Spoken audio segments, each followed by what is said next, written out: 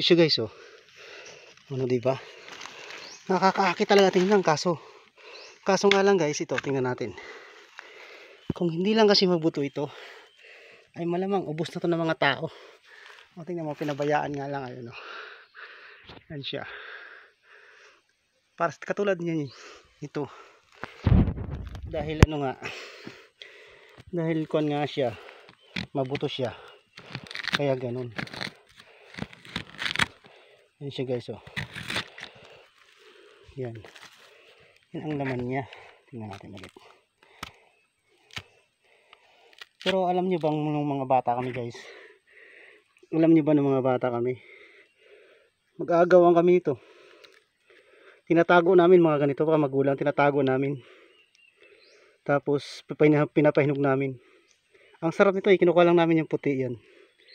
Pero yung mga buto-buto yung tinatapon na namin. Sayang ano, laki.